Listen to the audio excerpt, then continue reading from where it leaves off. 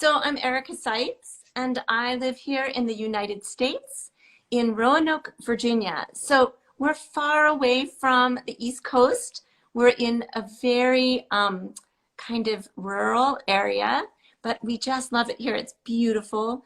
And let's see what else. And I am the co-founder of Piano Music She Wrote, which I co-founded with my colleague up in Canada, the dear Sandra Mogensen. And we met on Twitter, and I don't know, I think we might talk about this more in detail a little bit later, but Yes, please. we put together a project back in 2020 to find a way to make piano music composed by women through the centuries more accessible and discoverable by teachers, students, amateurs, and professionals alike. So that's kind of how my journey with women composers started. So anyway, I'll just start with that. Yeah, that's fantastic. So several questions. The first one, how did you get this idea to really start this project? So was it just in your mind, or It was tell us? because it was when we met in person for the very first time. Oh, you saw each other? We did. So Sandra Wow. had produced her first CD in a set, I think that's going to be of 6, and of just music written by women. This was in 2020 in about January. And I work at a university about an hour away from where I live. And I knew that they would be open to having her come and do a recital there. So she was already going to Texas to go and present the same program there to kind of promote the release of her new awesome CD, which you should all look up. And of course, that gave us the opportunity to finally meet in person. So we had only corresponded via Twitter. And so she took me up on the offer. And as always happens when I meet Twitter friends, it was just clicked immediately. I don't know if you've met anybody in person. Heike Mattisen, Okay. Kitara. Yes. Yeah. So, I mean, it's just kind of a magical thing. I think some people were dubious of it at first. You know, why would you have somebody in your home that you've never met in person? But there's something about Twitter that I think nurtures really good relationships. It's like you're meeting a friend, actually. Yes, yes, Yeah. exactly. So we were talking one day, I think it was probably our first day together. And at that point, I had not done a lot of experimenting with finding music by women. So we talked about that. Why is it that we hadn't learned it growing up very much, except for me? I don't think I even knew Clara Schumann's music. I had played some music by contemporary women composers that wrote specifically for pedagogical purposes. Aha. But that was all. So anyway, so we said, well, why is it so hard? And I asked her, I said, well, how did you find the music for your CD? And she said she got it all from imslp.org, which of course is such a great depository of PDFs that anyone can download for free. And so we said, okay, well, that there is a real advantage and a gift in that database. So, and we felt like it was, difficult because by 2020, there were fewer and fewer sheet music stores where you could go and flip through music and open it up. And both she and I could open up the music and know whether or not we would probably like it or if it was doable by us. That was how I grew up picking music, was to go to a sheet music store, but that's no longer possible. So right now you go to Amazon or Sheet Music Plus or these places, but you might only get to see 1 or 2 pages worth of a score, if even that. So we said that we think was prohibitive of encouraging people to explore. Because what do? So you pay all this money to get music that you don't know if you'll like or not. And especially back then. And if it's not playable, it's really, it's not so good. No, it's not. And then I think people would give up. Frustrating. Yeah.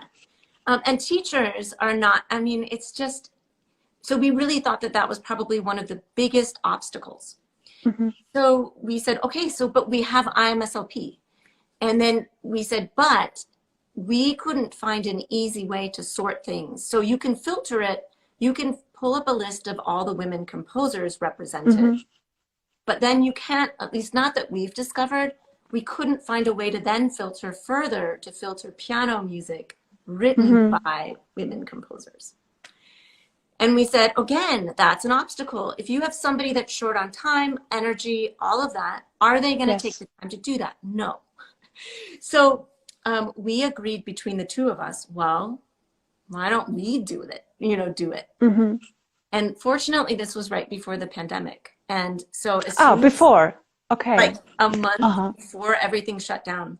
So as soon Uh-huh. as everything shut down, we called each other and said, I don't think we have any excuse now. We don't know what's going to happen. Mm-hmm. Can't go to work. Let this be our work for the next period of however long it would take. So we did that. So she started at A. I started at Z, Okay. and we worked in opposite directions until we met each other in the middle. Okay. You started with the letters. Mm-hmm. Yep. What So was the first piece? Do you remember? yes, and actually it's one of my favorites. It's by Sofia Zaibina. I don't know how to say it. Sandra will tell Okay. you I'm terrible at pronouncing names, but it was, or it might have been Zalit, Paula Zalit. I don't know. There's two really good ones at the end of the list. So yeah, so we created a spreadsheet on Google Sheets, and from the beginning, we started filling out that spreadsheet and took note of birth, of their dates, their country of origin, Mm-hmm. links to the score and IMSLP. And that's how it started. So, yeah. Oh, wow. And in the beginning, how many videos did you do? How did you schedule it? Oh gosh, let's see. So we first did the whole database, I believe. I don't think we recorded any videos till we had gone through the entire database on IM. Okay. How long did this take, this process? 6 months. I want to say probably around 6 months. Mm-hmm. And then at that point, we kind of in the middle of working on this, we decided, or we may have discussed it informally when we had our first discussion when we were face to face with one another. But we also said one of the other barriers is that there are no recordings of these pieces. Yes. And, so a lot of people just listen in order to fall in love with something. I also do. I'm curious how it's sounding, and yeah. So we said, okay, well, maybe that should be a part of our project, is we can go through and take note of the ones we think might interest us in recording. And then we'll start a YouTube channel as well. So we started that YouTube channel, I think in August, after we had done the spreadsheet. And then we started by each posting one video every single week. So Wow. 2 videos every week. And we did that for 2 years. Mm-hmm.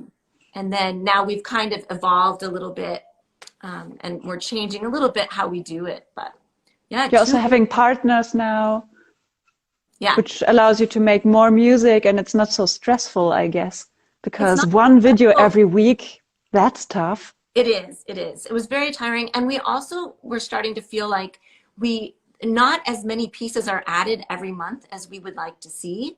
So we're running out of pieces that we really feel drawn to ourselves personally. So, I mean, there's a lot of stuff on there that hasn't been recorded, but we wanted to really curate it. So it's stuff that we feel really great about. But that's another reason that our partners are so wonderful, because everyone has different taste. Yes. Everyone is drawn to a certain type of music, certain type of composer, or a certain nationality. And so what we're finding is that our partners are picking pieces that we didn't initially really necessarily perk up and go, oh, we want to do that. So it's been So really taste actually is a big thing. Yeah. Oh, wow, that's great. Do you remember how much time did you have for each video when you take everything? So the research time, the practice time, and the recording time. I think it really varies because of we have different difficulty levels of piece that we record. I think I can speak for Sandra. I've talked with her enough to know that both of us tend to actually not practice the pieces very much beforehand. So, I mean, if it's a really difficult piece, yes, but for us, it makes the recording process all the more harder because then you have higher expectations. You know, I mean, we're both very good sight readers. I don't know that we could have done this if we weren't. And so a lot of times I will intentionally choose only to look over it and do maybe a few markings. But then most of my learning happens while I'm recording. So, Aha. you know, I will usually Do you set, also listen to the pieces in between? in between Yeah, do you do recordings. a recording session, then listen, and then continue the recording, or That's how really is it? interesting because I've changed my process as I've Uh-huh. gone on with this. At first I did not because I was worried that I would get too into my head and get more nervous that way. But I would say for the past year and a half, I listen back because what I've noticed is that my sense of tempo is so different when I'm performing it than when I listen back. And so I will often record it at a more conservative tempo, listen back, and then I'll usually say, that is just not working. So I'll change. Uh-huh. But because I have that earlier take that I could use, I feel braver. And then I try it a little faster. And usually the faster one works better. I'm still fascinated because for me, with this recording process, it's still weird because somehow you have this feeling of, oh, this wasn't good at all. And then you listen to it and you think, okay, what's your problem? It's fine. Right. And on the other side, sometimes we have really recordings where you think, wow, this is fantastic, fabulous. And then you listen to it and say, oh, no, no, no, no, no. I will never, ever upload this. Do you also have this? Absolutely. And I think part of the problem with our project is that I get my heart set on certain pieces that I want represented. So I think I've only actually probably walked away from a piece that I've wanted to record one or two times. Aha. But other than that, I'm pretty stubborn. I've had a couple where I've had to do it on a different day and come back to it. But I don't like to do that because, again, I get inside my head and I doubt and it's hard. Then it's over. Exactly. Okay, we have some comments here. So we have Modern Music Dan, partner pianist here. Who is this? Who is this? This is Dan Harding, who is our partner. Ah, okay. Yeah. That's his account name. Oh, welcome. That's great. And Dan set himself apart by on our recent Halloween video of one of Clara's pieces that was about a witch's Sabbath or witch's dance. Oh yeah, it's Opus 5, right? Yes. I saw this. It's great. And he wrote something, looking forward to exploring more of the Malo publications, music by women, featured in Brazilian newspaper around the turn of 20th century. So I think that might have been a typo. It might have been IMSLP. Yes. But I don't know. Okay. No, it is Omalo. I know what he's talking about. Yeah, there are publications in Brazil that regularly printed music written by women. So. Oh, really? Yeah, and they're on IMSLP. Somebody has uploaded like every single publication. So. In the turn of the 20th century, there was something like that? That's great. Yeah, yeah. Wow, that's fabulous. I like it. Yeah. So, yes, you played a lot of works by female composers now. And you know, I'm a big fan of technique. So I'm very eager to know, did your technique change? Did you remark something or? You know, So I'm going to confess something, Eva. So Yeah, do it. I admire you because you're doing your etude project. And here's my confession is that I'm terrible at warming up. I'm terrible Really? at doing technical exercises. I just like, they scare me. So, You're serious? But you're yeah, such a great pianist. If I could play like you, like oh wow. I do not do scales. I don't do arpeggios. I mean, I can, but I think because I do so much rehearsing with people and learning Uh-huh. music, I just don't have time. So, yeah, I just don't And do I think your technical studies are in the pieces. absolutely. And Yes. in the way I practice, I turn technically difficult passages in my rep. I turn them Uh-huh. into etudes of my own, like very Hmm. short ones. Yes. So that's how I do it. So you would know better than I would, the effect of some of those etudes. And Yeah, but I'm really interested to know if so something I experienced, which is very unique. It was especially with the Farang etudes, but also with Montgeroux. I got this feeling that the music is written for my hands. okay, so there, It's yeah, very it's so natural for the hands, and I had this feeling that it's changing my technique without me wanting it to. I can definitely respond to that and say that I completely agree. And Sandra and I have talked about this, that that's Uh-huh. been one of the unexpected joys of working on music by women composers. There are some exceptions. Clara Schumann had gigantic hands, and, Yes. and her music I can't play as well as I would like to. What is the easiest piece by Clara Schumann in your eyes? There's a nocturne, Uh-huh. a nocturnal, which is just gorgeous. That does fit well in my hands. I think Fanny Okay. recorded it. I was sort of jealous because I wanted to record it. Because I was But really wondering if someone wants to play Clara Schumann, I want to, but all the pieces that I find are so difficult. So the easiest one I found was Opus 5, number, I don't know, 3 or something. is it But it's still horribly difficult in the technical way. there's a set too that I did record for piano music she wrote, and I'm not going to pronounce it because again I'm terrible at it. But there's a set. Mhm. So if you look me up and look for Clara Schumann, you'll Okay. but those four pieces are really good and beautiful, beautiful. And the Nocturne. And Uh, not so hard. Or, Not so hard. Mm-mm. okay. So I would recommend those. There's a slow one in the set of four that is just Uh-huh. gorgeous. Uh-huh. Fanny Hensel's music I also find a little bit challenging. I think A she might, little bit, it's, but her Pastorella, I just recorded. I'm about to record her Nocturne uh-huh. that is beautiful. It's tricky, but a lot of other composers, Mel Boni, Yes.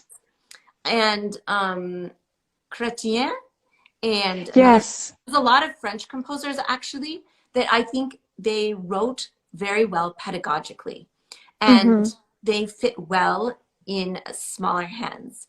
So, Yes. um, yeah. I was wondering if this maybe is a problem that women composers are not so often played, that the repertoire is so difficult and that many people don't know the easy pieces. What do you think? Is it like that? It could be. I mean, I think it also goes back just to the fact that I think teachers themselves are not as familiar, at least here in the Mm-hmm. United States. A lot of piano teachers, when they're teaching beginners and intermediate students, they use method books. And in Mm-hmm. those method books, you will have these contemporary women composers that write specifically for these method books.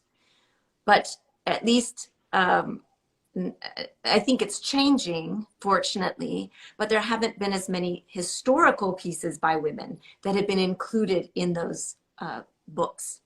And so I think that it's simply because of that Mm-hmm. and accessibility to scores and knowing who to look up and lack of Mm-hmm. recordings that I think, yeah, students Is just don't. this also the reason why you edited the book?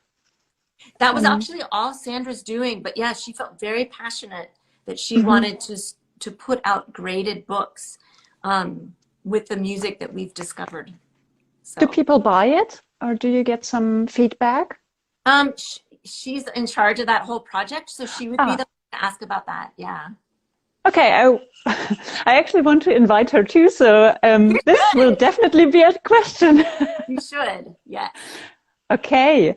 But I interrupted you, or we came, we left the path because actually I wanted to know about your feeling while playing female composers in your hands, and you started that you talked about this with Sandra.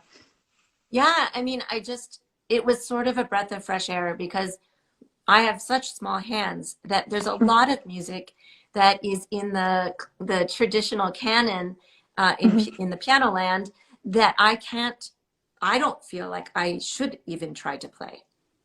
Music by Liszt, a lot of Yeah. Brahms, Rachmaninoff. I'll play Hmm. some when I can, but they are just out of my literal reach, and I don't feel it's healthy for my body. So when I started discovering and exploring all this music, I realized how much more music is accessible to me. And I wondered if it is because it's written by women. Hmm. And they tend to also have a different anatomy and that type of thing. So I find it to be a breath of fresh air because I think it's hard for one who is trying to be a professional musician to not feel a little bit like you have a disadvantage or maybe you're Hmm. not quite good enough and it's simply because you have small hands. It's ridiculous, but I think that thought Yes. goes through our heads and that's a shame. Shouldn't be. Hmm.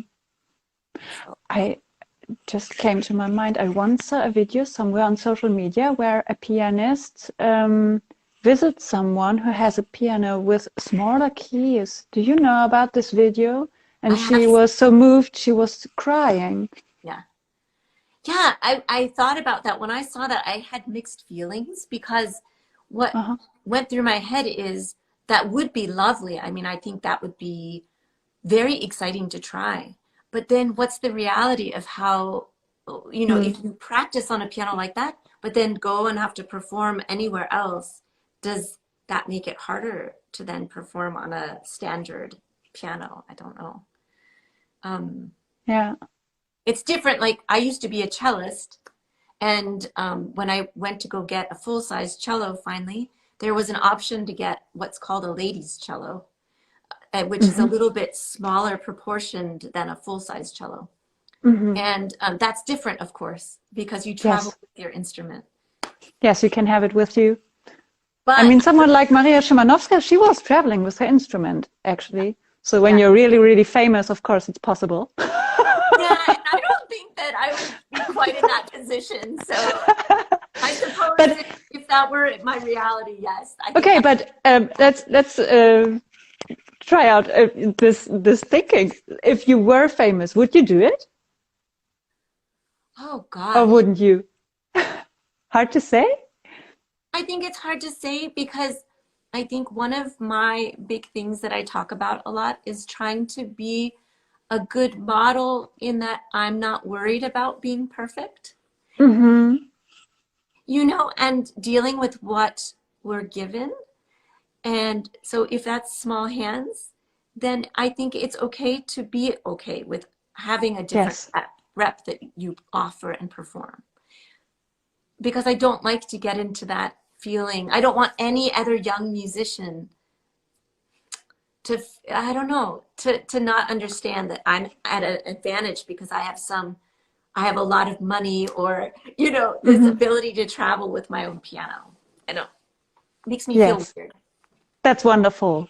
I love this. I think it's authentical, and I don't think it's bad that you're not perfect. So I completely agree with you, and I think it's yeah, encouraging people actually. This is also with my etudes project quite the same. I mean, you also uploaded a lot of videos, and you know this feeling when you upload something and you actually think, okay, it's not the best I could do, I think, but that's how I play.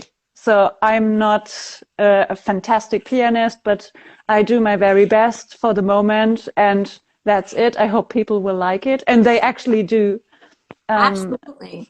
This is such a joy and a present also that people like you in spite of your imperfection. And I don't know if you've discovered the same thing through doing that, Eva, to be willing to put yourself out there like that. But I find that it has helped me feel more confident about what I have to offer the musical world. Yeah, it gave me a lot of peace and also a lot of freedom somehow. Absolutely. I wouldn't change it for the world now. Yes. And when Sandra and I were talking about starting the YouTube channel, we were very adamant that we would be okay with putting up videos that we knew weren't note perfect a lot of Yes. the time. Because we felt that our audience that we were aiming to be attractive to were amateurs and students and teachers. So again, we just But wanted also, I mean, also professionals watch it, and I think it's also good for them, especially in this world where we live in with CDs, which are artificial products. And I think this is really nice to put on videos without any cuts. That's absolutely, great absolutely. because that's live and that's real. And I love it. I really love it. Yes. Yes. I talk a lot too about, I don't know if you've heard of the term musicking, but No. musicking is a verb that was coined by a very famous ethnomusicologist and musicologist in the United States.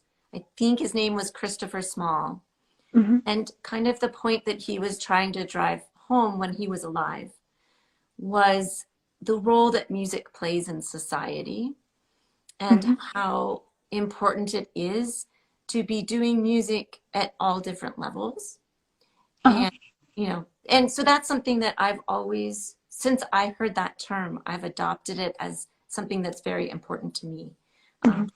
That, even as a professional pianist, I crave making music with people of all levels because there's an intimacy and a way to get to know people that you can only have happen when you're playing music with them. Yes. Yeah. So true. Okay, I will keep this term. It's really good. So yes, do you have some piano pieces on your bucket list? I was trying to think about that. I mean, I have a list that's going, and there's one piece I keep avoiding because it's a sonata, and so it's going to take me some genuine investment to learn. But it's a sonata, and I'm looking at my list because I knew I was going to forget the name. Oh, Liebmann, Helene Liebmann. German or from Austria? Don't I know. don't remember, to tell you Oh, the truth. okay. But it's been Okay. on my list forever, and every time I go to my music pile, I'm like, maybe now I should do it, but I haven't. It looks a very intriguing sonata, and there aren't a lot of full-blown sonatas that we have found on IMSLP by women. So Okay. I'm determined.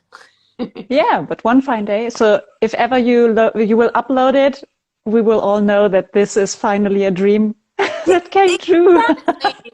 So now that I've said this too, maybe it will give me a little bit more of an incentive to finish it. And there's a piece by Clara Schumann too, but I don't know if it's on IMSLP. So I have to figure that out. But I really want to learn it. So Oh, great. yeah. So we'll see. But it's so this is well chamber music for piano. So no piano concerto or something like that. No, because I just don't, I wouldn't want to invest it in the time to do a concerto when I probably would never perform it with anybody. Oh, okay. I'm just not in that place in my life, or. But when you have Sandra, actually it would be possible that one of you plays the orchestra part and the other plays the solo piano, and you can even play two piano concerts in one concert. Well, No, I gave you that is a brilliant I gave idea. you some ideas. I love it. Okay, well now we have another idea that I'll have to Yeah, talk it would be great. And then you can go on tour. Piano music she writes, piano music she wrote on tour with 2 piano concertos. I think We this would would be amazing. love that. We've talked about doing a tour, but someday. So keep it in your mind. The fan base will have a close look at it. Sounds good. So yeah, we talked about your sight reading, and I think it's really I like this topic of sight reading because it's so some people like sight reading and some people hate it. And I mean, you're doing a project which is called Sightseeing Maverick. Yeah, it's Tell us sight more reading. about it, please. Sure. So this was another pandemic project like your Oh. Coco. So I just missed performing and I'm a good sight reader and because of piano music she wrote, I was learning how much music was there that is undiscovered. So I decided to start live streaming a show every Sunday where I sight read for an hour, music that their scores on IMSLP. So I don't have a lot of viewers that regularly watch, but it's been so much fun. I've discovered so many composers I never knew, pieces that I've since put on programs and performed that nobody's heard before. And also I've grown in my sight reading ability. I knew I was a pretty good sight reader, but I have one viewer that is also my mysterious mentor who regularly gives me feedback and on my show, my sight reading show. And at first I was very intimidated by that. And I got kind of upset and I said, why are you criticizing my sight reading? I'm sight reading. Don't make me nervous about sight reading. I'm just trying to get through it. And it's actually a frightful situation. Yeah, So exactly. yeah. But we've kind of worked through it over the years. And I mean, the thing is, I've improved my sight reading because of, that feedback and that type of thing. So now I think even more about what goes into sight reading. How can I sight read more musically every single time? Uh, Mhm. so it's been really interesting. And it fits so much of my musical personality with this idea of wanting to put myself out there in a really realistic way so that people don't maybe feel quite as intimidated by the classical music world, that everything has to be perfect and, that type of thing. And that we too, as musicians, have struggles. We have our things that we're not as good at, but that it's Stage still, fright. what was that? Stage fright. Yeah. I'm I love to play concerts, but I'm so frightened and excited and yeah. And so I think it's so brave because it's already a challenge to play a concert when you are prepared. Yeah. But to sight read in front of an audience, I would not be so brave. So it's I really admire you for that. Well, thank you. I mean, again, I just think I really wanted people to see that you can sight read musically. Mhm. That's my biggest goal is to sight read musically. And I want people to see the value in being good at sight reading and to Mhm. improve your sight reading is that you get to explore this music. And yeah, so it's been a joy and I didn't know how long it would go on for. I don't know if you felt that way with your projects, but I just ended up falling in love and I haven't stopped. So Yes, that's so precious. And somehow, it sounds weird, but this pandemic, it pushed me because otherwise I would never have started something like that. And now it keeps going. Of course, not. Um, we have now our projects and concerts, of course, in real life. So it's not possible to do such a full-time job. But of course, I stick to it. yes, absolutely. Yes. And it offered me because I do it live and there's a chat box. Again, not a lot of people watch, but there's a lot of regulars and they chit chat in the chat box. And during the pandemic, that was a way of providing a social life, as Yes. strange as it was. That And also like in salons of in earlier times, there were salons where people met. And of course, they were sight reading. Composers which read through the pieces that the colleague had written. Thinking of that, it's really missing nowadays. That's so true. I hadn't thought of that aspect of it. It is sort of like a digitalized salon.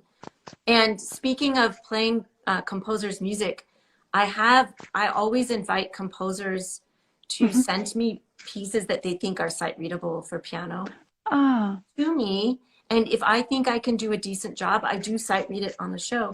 And for some composers, you know, it's not always easy to get their music performed. So for many of them, it's the first time they've ever heard it on an Wow. actual piano, you Wow. know? And that has been such a point of connection between us and a joy for me to be able to do that for them. So that's been fun too. I have another question. So you're a good sight reader.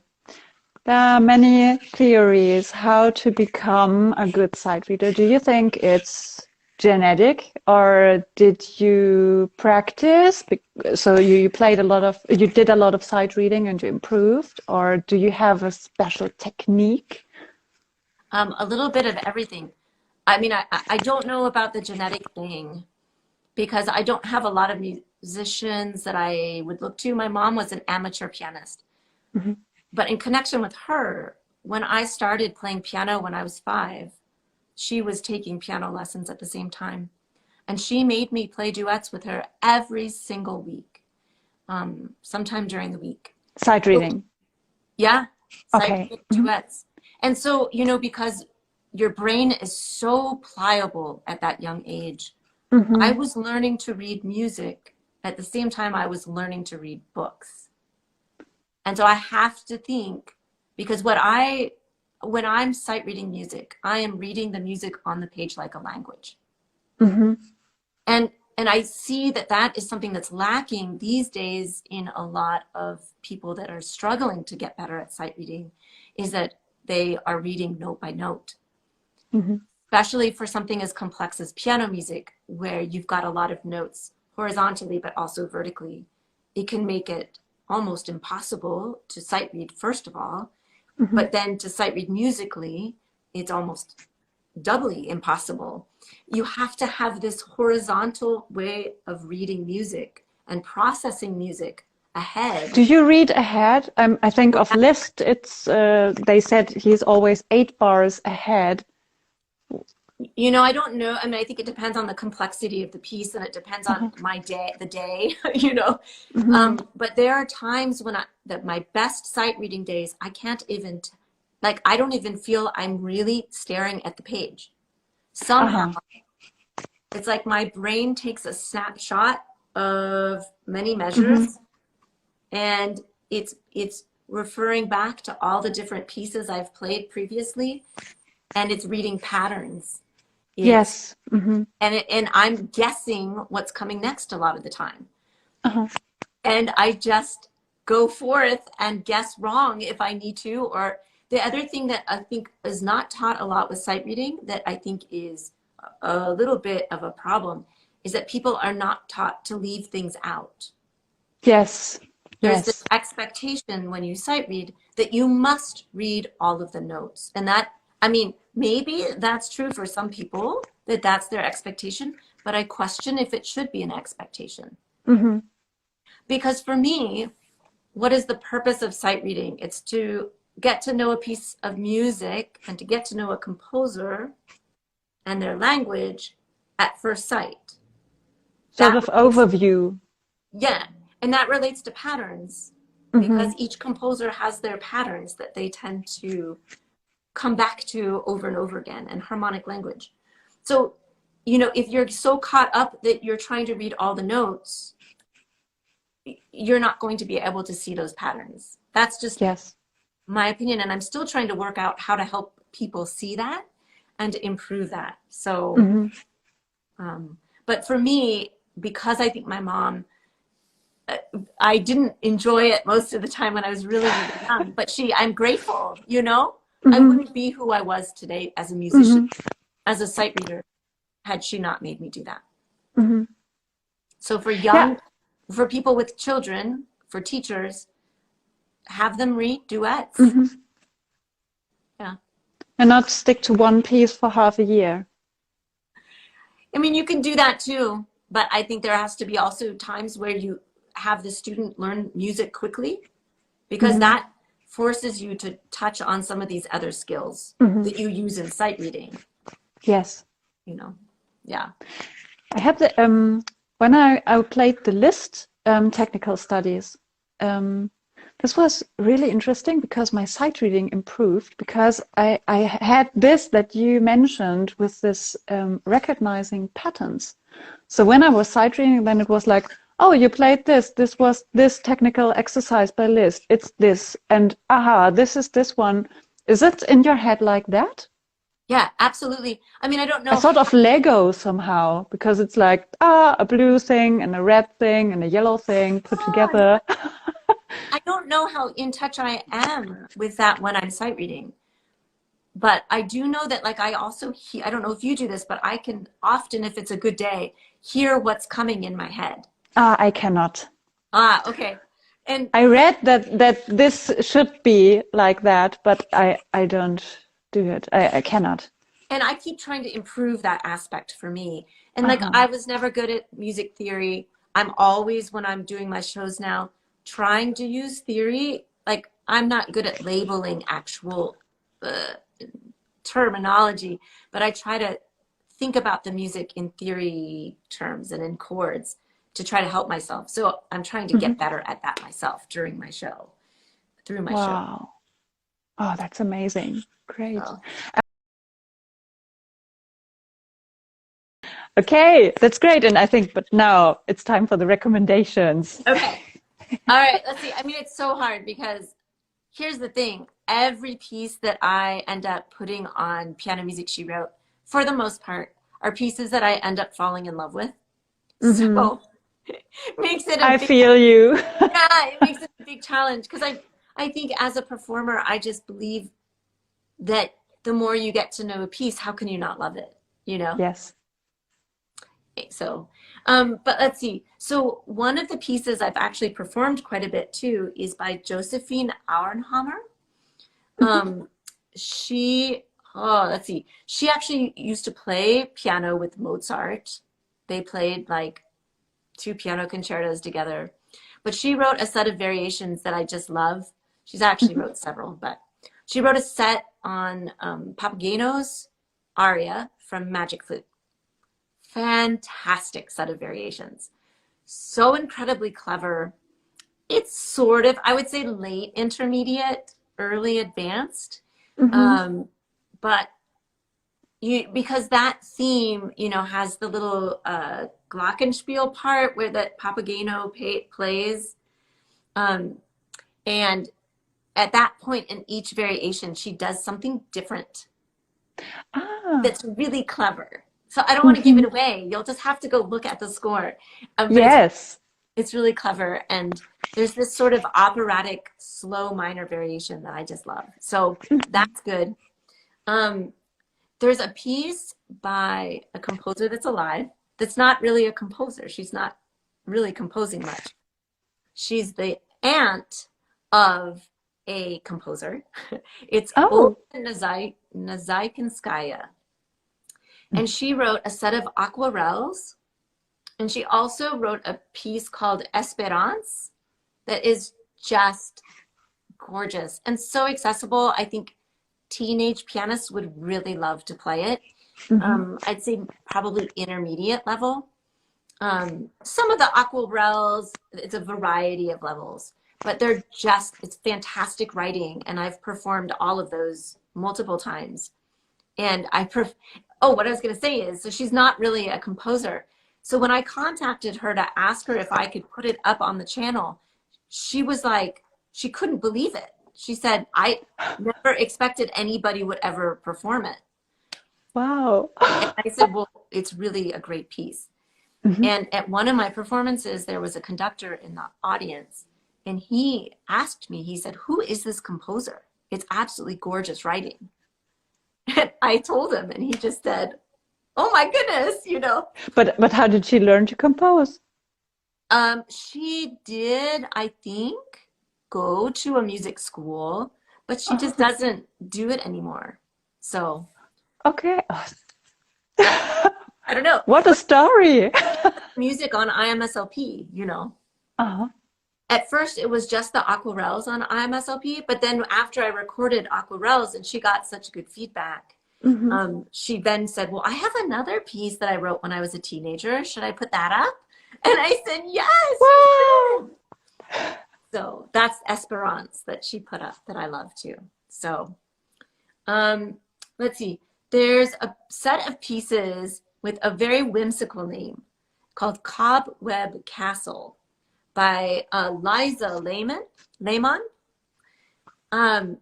Some of the pieces are better than others. The last one has all these glissandos in it, and so you have to be very careful if you do all these glissandos. But Mm-hmm. there's a piece in there called Even Song. I would say like intermediate level, absolutely gorgeous. It's very chorale-like. Would be great to work on voicing because Mm-hmm. it's a little bit repetitive. So it offers the opportunity to voice it a little bit differently each time. So I think pedagogically, that's very interesting to me, you know, like, and that would be a good quick learn piece, Mm-hmm. but to do it musically. So there's that. Oh, uh, I hate pronouncing things. Hedwiga Chrétien. Ah, Uh, Edwige Chrétien. Thank you. Yes. She wrote a whole bunch of, she wrote 3 sonatinas that I think are great. Other good teaching pieces in addition to that. Marguerite Baluté, Yes. tons of great learning pieces that fit well in the hand, that are doable, you know? Mm-hmm. So a student could learn them and really refine them and learn so much in the refining process. That's, take a little side journey here. I think that's one thing I have about a lot of young pianists learning, you know, Scarlatti's sonatas, Beethoven sonatas, even some Mozart. Sometimes I feel like they're so difficult, even though Mm-hmm. they might be subtly difficult, that students perhaps just because it's so difficult to play technically, they might be neglecting how much they could learn and refine their musicianship because they're just trying to get through learning the notes and playing the notes. Mm. So with some of these women composers, Baluté, Chrétien, I feel like it's more possible for them, you know, to really refine their playing and learn a lot in the process. Which reminds me of Mel Bonis. She wrote Mm-hmm. also a lot of good pieces. And here's the thing I feel with her music, especially. They make great exercises and opportunities for students to figure out how to put fingerings in their music themselves. Mm-hmm. Because her music is written in hand positions, you know, and that's how like I think of piano playing. Mm-hmm. You keep your hands in these positions, you have expanded, and then you have closed. And that really guides what fingering you use, Mm-hmm. you know? So there aren't that many surprises in Mel Bonis's music. It Oh. all works well. So if you wanted to give a good piece for a student and say, why don't you choose your own fingering this time around? And then let's work through it together and Mm-hmm. talk about why different fingerings work better than others. Um, I can't remember the name of it. There's one piece in particular, it's about rain. And that one's a really good one for that Mm-hmm. purpose. But that's probably more like a early advanced piece, but really good exercise. And a great piece. Yes, I Yeah, heard it. yeah. Who else am I leaving out? Oh, there's a Polish composer, Lopuska. Yeah. So Yeah, happy that you mentioned her. I'm a yeah. big fan. I think you kind of helped us find information about her, didn't you? Yes, I sent you So, the biography. right. Yeah. Yeah, But absolutely. where is this sonata? I would so love to to get my hands on this sonata, and also she won a prize with her ballad for piano and orchestra. There was a composers competition at her time at Warsaw, and she won. So this piece must be wonderful, and it's gone. I can't believe it. It must be somewhere. It cannot be gone.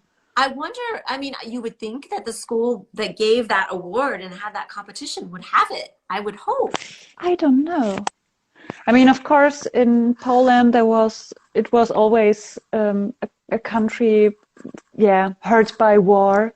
Right. Of course, but when you think of this piece, there must be orchestra material, and she certainly didn't give them her manuscript. So that's so frustrating. And what about her sonata? I mean, she was teaching. She was in the end of her life. She was teaching in Russia. So I think she was first in Poland. She was in Leipzig. So she came from Poland to Leipzig, and then she returned to Poland in Warsaw, and then I think she was with her husband moving somewhere. I don't remember where. And after this, they moved to Russia. So there were some countries, and usually. You have contacts, you have social contacts, and you offer them your scores. Right. And I mean, when you look at Opus 6, her question, it's printed. Yeah. So when things are printed in Opus 6, it must be an early work. True. So what about the late works? I cannot believe that they weren't printed. Because it's weird. You have your first works printed and your later works not. Yeah, that doesn't. No way. I don't believe it. I'm pretty convinced it must be somewhere. So again, if anybody's watching and happens to know. Yeah. All the Polish people look up in your... must be somewhere. Yeah. But so much, I mean, there's just so much good music, truly. And so what's your favorite from Łopuska? It's Opus 6 or... Oh, I'm terrible at opus numbers. I think there's... So it's question. I didn't do that one. I think Sandra might have recorded that one. I did two other ones. And I'm not remembering their names because, again, I'm terrible with remembering. Yeah, I saw one that you recorded. It's this a day in April or something, or a day in May. Un jour printanier, or un jour printanier, something like this. Spring song or something. There's a song too that I did of hers. Yes. Oh yeah, the one you're thinking of is really fast. It was hard.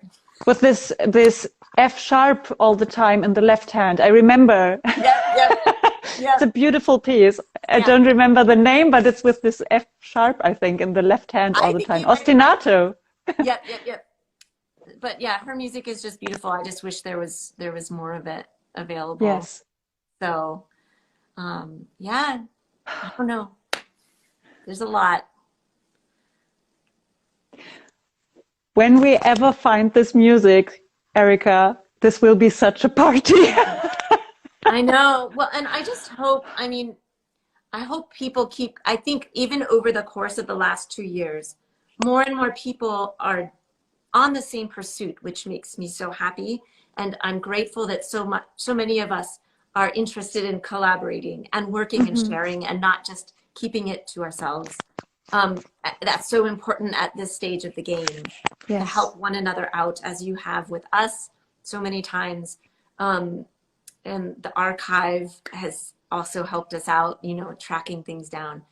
So I hope that it just keeps getting better and better, and that, like, I've had a few family members of composers contact us and say, if you're ever down in Florida, come and look at the music that's in the archives at such and such a library.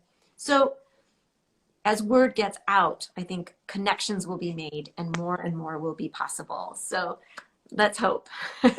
Yes, and it's all about this accessibility you talked about. Yes. I think we all have the same goal. We want to share this music and to encourage everyone to play it.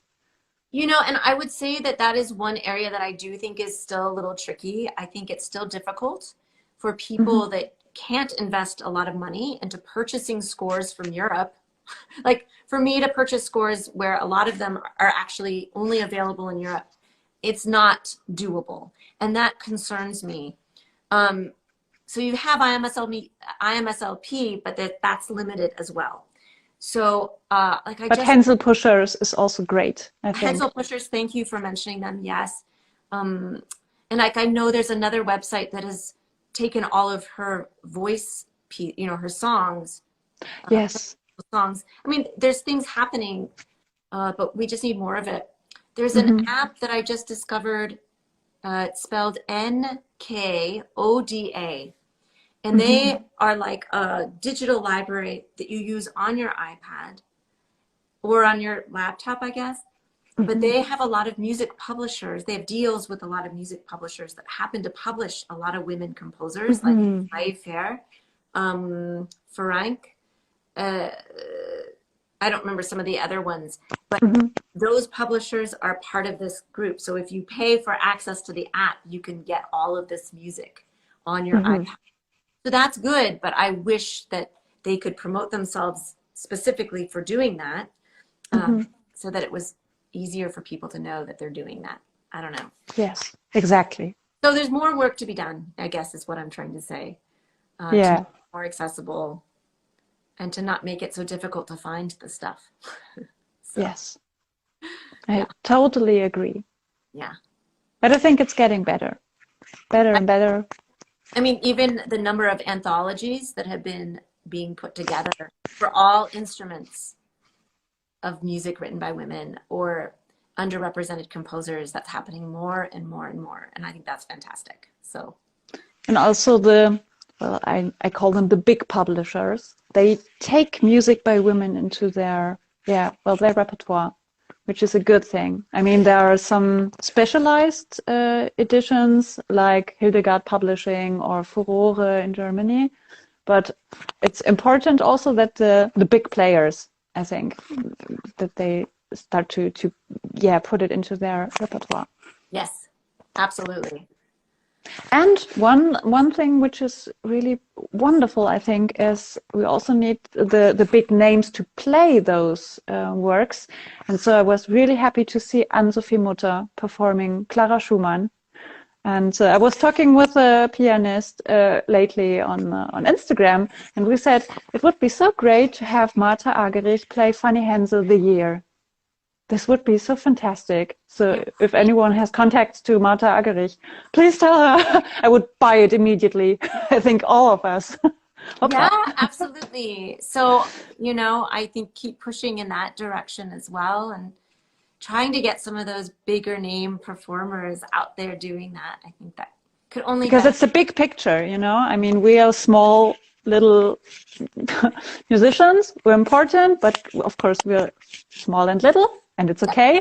But also we need the very famous people.